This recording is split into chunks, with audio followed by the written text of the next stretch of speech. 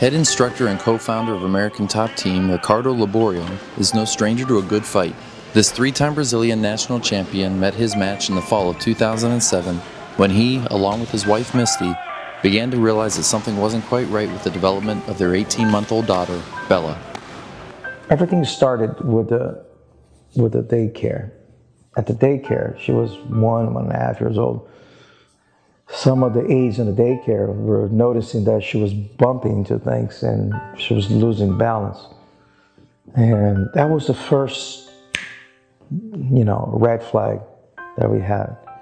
She was constantly getting colds, sick. We were in the pediatrician's office quite a bit, with her colds. And, things kind of progressed, her symptoms progressed. After that, we went to see the pediatrician. The pediatrician noticed that her head wasn't growing as much as her body was. And we went to see some specialists. The specialist said, no, don't worry about it.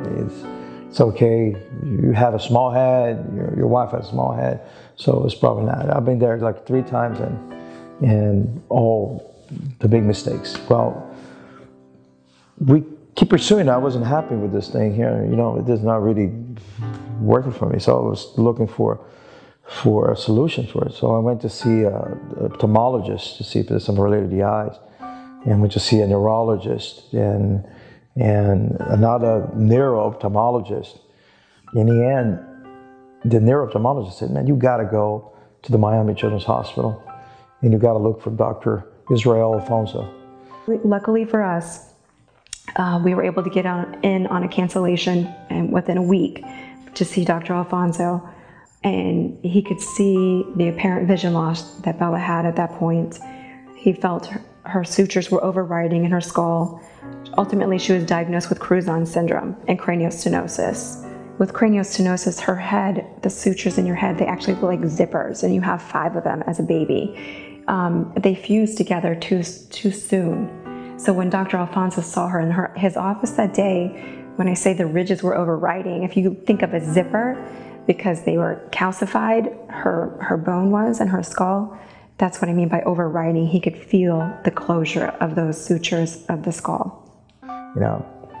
When they actually told us that she was going to be blind, and there's nothing they could do about that, but they actually saved her life, I was kind of grateful.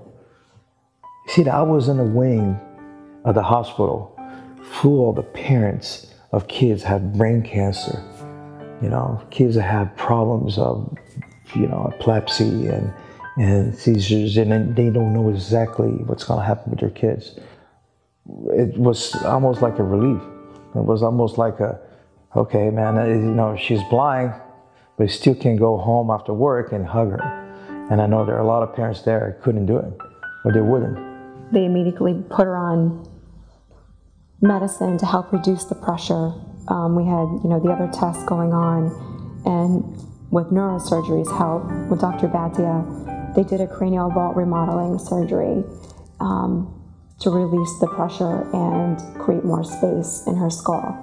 Had another 2 weeks passed, they were afraid that she wouldn't be here today with us because the intracranial pressure was so high. It was like triple the normal limits. Dr. Israel Alfonso in the Miami Children's Hospital, if it wasn't for him, Bella was probably dead. Nobody actually found a solution. Everybody said it was okay, she was okay. It was very frustrating, painful, and heart full of anxiety and anger and all these feelings that you don't know how to deal with. But in the end of the story, the Miami Children's Hospital was able to save her life. We are very thankful to Miami Children's Hospital. Had it not been for them, we would not have Bella, our little angel, with us today. There are numerous things that could have happened. So we are just so thankful that we still have her and we're able to come home and hug her, regardless of the vision loss, to look past that and just be thankful that we still have her. Bella is in a regular classroom setting at Park Trails Elementary. She's in 1st grade.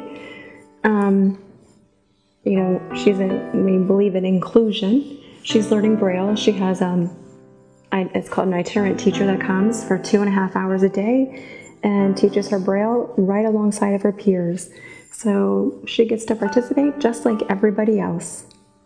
And with sports, what kind of sports you like to practice? Maybe I like dancing. And what else? There's no jiu-jitsu? And jiu-jitsu. You gotta do the jiu-jitsu. Bella started learning jiu-jitsu. She really pretty much enjoyed it. She started a year ago. You can say it a year ago. We never push her hard. She decided to do it. One day she jumped in with her friends, right? What's Peter doing? Yeah. And she liked it a lot. And she seems pretty good at it.